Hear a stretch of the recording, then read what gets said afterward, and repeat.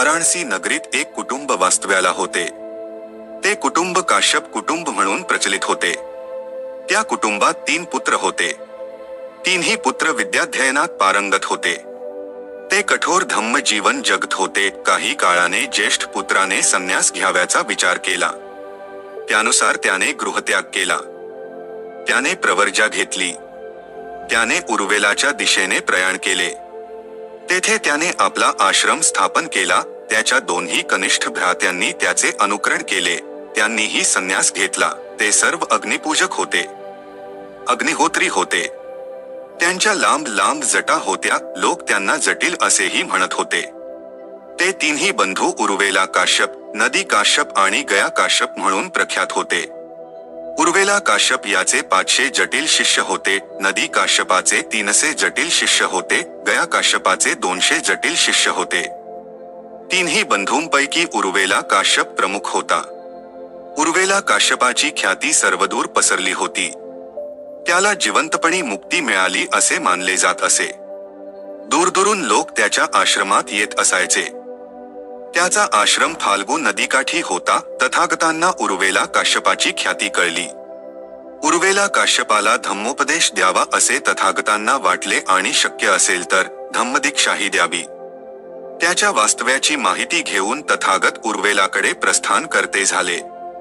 तथागतांची आणि उरुवेला काश्यपाची भेट झाली.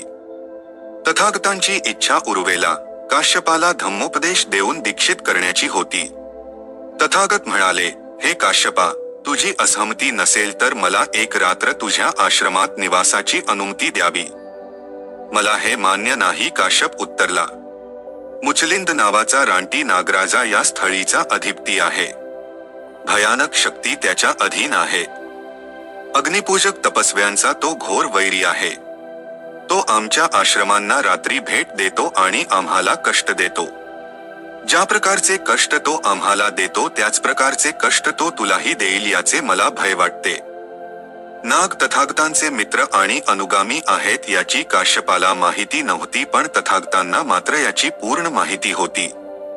म्हणून तथागताने आपला अनुरोध स्वीकारावा यासाठी काश्यपाला आग्रह केला. तथागत म्हणाले, तो मला काहीही कष्ट देण्याची संभावना नाही. हे काश्यपा, मला एक रात्र तुझ्या अग्निगृहात वास्तव्य करू दे. तथागताने अनुरोध केला. काश्यपाने खूप अडचणी सांगितल्या. तथागत मात्र आपला अनुरोध स्वीकारावा असा आग्रह करीतच होते. नंतर काश्यप म्हणाला, मी अधिक विवाद करू इच्छित नाही. मला भय वाटते. माझ्या मनात शंका येते. तरीही तुला जे योग्य वाटेल ते तू करावे. त्यानंतर तथागताने अग्निगृहात प्रवेश केला व आपले आसन ग्रहण केले. आपल्या नियोजित वेळी नागराजा अग्निगृही प्रवेश करता झाला. परंतु तेथे त्यात काश्यप आढळला नाही. त्याच्या स्थानी तथागत आसनस्थ असलेला त्याला दिसला. जेव्हा मुचलिंदाने शांती आणि सौम्यतेची प्रतिमा अशा तथागतांना तेथे आसनस्थ पाहिले तेव्हा तो दिव्य पुरुषाच्या सहवासात आहे असे त्याला वाटले. मुचलिंदाने तथागतांना वंदन केले.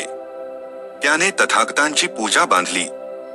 अतिथीवर कोणते संकट आले असेल या विचाराने अस्वस्थ काश्यपाला त्या रात्री निद्रा आलीच नाही. आपल्या अतिथीला कदाचित अग्नीच्या स्वाधीन करण्यात आले असावे या आशंकेने तो जागा झाला. रविकिरणांच्या आगमनास प्रातःकाळी आपल्या शिष्यांसह काश्यप अतिथीच्या समाचारस्तव अग्निगृही आला. मुचलिंदाने आहत, घायाळ केलेला तथागत त्याच्या दृष्टीस पडण्याऐवजी मुचलिंद तथागतांची पूजा बांधतो आहे असे दृश्य त्यांना दिसले. ते दृश्य पाहून काश्यपाला आपण काही चमत्कार पाहतो आहोत असे वाटले. या चमत्काराने स्तंभित होऊन काश्यपाने तथागतांना आपल्या आश्रमाशेजारीच आश्रम स्थापून वास्तव्य करावे अशी प्रार्थना केली. तथागताने तेथे वास्तव्यास होकार दिला. परंतु दोघांचेही हेतू वेगवेगळे होते. काश्यपाचा हेतू मुचलिंद नागराजापासून संरक्षण प्राप्त व्हावे हा होता. तथागताने विचार केला, येथील वास्तव्यात एक ना एक दिवस काश्यपाला धम्मोपदेश देण्याची संधी प्राप्त होईल. परंतु काश्यपाने कोणतीही उत्सुकता दाखविली नाही. काश्यपाला वाटले की तथागत हा चमत्कार दाखविणारा आहे, अन्य काहीही नाही.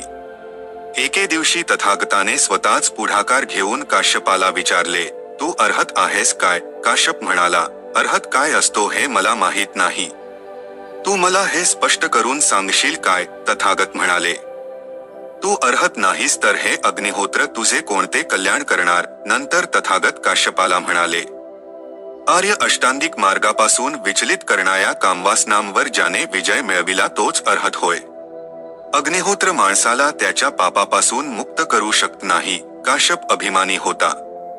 तरीही तथागताच्या तर्कांनी त्याचे चित्त प्रभावित झालेच. त्याचे चित्त विनम्र झाले, विनयशील झाले, धम्म ग्रहण करण्यास युक्त झाले.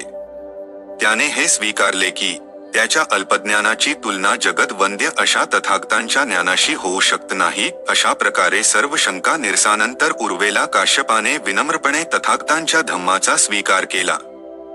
त्याने तथागतांचे शिष्यत्व स्वीकारले. आपल्या आचार्याचे अनुगमन करीत काश्यपाचे शिष्यही तथागतांना शरण आले. त्यांनी धम्म ग्रहण केला. काश्यप आणि त्याचे शिष्य दीक्षित झाले. काश्यपाने आपल्या सर्व वस्तू आणि अग्निहोत्राची पात्रे एकत्रित केली. त्याने ते सर्व साहित्य नदीत विसर्जित केले. ते साहित्य प्रवाहाच्या दिशेने प्रवाहित झाले. नदी काश्यप आणि गया काश्यप नदीच्या प्रवाहाच्या दिशेनेच आश्रमवासी होते. वस्त्र, वस्तू आणि अग्निहोत्राचे साहित्य नदीच्या प्रवाहात प्रवाहित होताना पाहून ते म्हणाले, या आमच्या बंधूच्या वस्तू आहेत. त्याने या वस्तूंचा त्याग का केला असावा? काहीतरी मोठे परिवर्तन घडले आहे. या घटनेने ते अस्वस्थ झाले. त्यांना फार दुःख झाले. ते दोघेही बंधू प्रवाहाच्या वरच्या दिशेने आपल्या ज्येष्ठ भ्रात्याच्या भेटीसाठी निघाले. आपला ज्येष्ठ भ्राता आणि त्याचे शिष्य यांना श्रमणाच्या वेशात पाहून त्यांच्या मनात अनेक विचार आले. त्यांनी याचे कारण जाणून घेण्याचे ठरविले. उर्वेला काश्यपाने बुद्धांच्या धम्माची दीक्षा ग्रहण केल्याचा वृत्तांत आपल्या बंधूंना कथन केला. त्यांनी विचार केला, आमच्या ज्येष्ठ बंधूने समर्पण केले, आम्हीही त्याचे अनुगामी व्हावे हेच उत्तम. त्यांनी ज्येष्ठ भ्रात्याकडे आपली इच्छा व्यक्त केली. त्यानंतर ते दोघे बंधू आणि त्यांचे शिष्य तथागतांपुढे उपस्थित झाले. बुद्धांनी अग्निहोत्र, अग्निहोत्राशी संबंध, धर्म आणि तथागतांचा धम्म यांची तुलना करणारे धम्मसंबंधी प्रवचन दिले. धम्मोपदेश प्रसंगी तथागत त्या दोन बंधूंना उद्देशून म्हणाले, ज्याप्रमाणे लाकडावर लाकडाच्या घर्षणाने अग्नी प्रज्वलित होतो, त्याचप्रमाणे अकुशल विचारांच्या संयोगाने अविद्या उत्पन्न होते. काम, क्रोध आणि अविद्या या अशा अग्नी सारख्या आहेत की ज्या स्वतः भस्म होतात आणि समवेत इतरांनाही भस्मसात करतात. काम, क्रोध आणि अविद्या दुःख आणि शोकाचे कारण आहे. परंतु एकदा धम्माचा मार्ग गवसला की वासना, क्रोध आणि अविद्यारूपी अग्नी शमन होतो. त्यानंतर सम्यक दृष्टी, सम्यक ज्ञान आणि सम्यक आचरण यांची सुरुवात होते.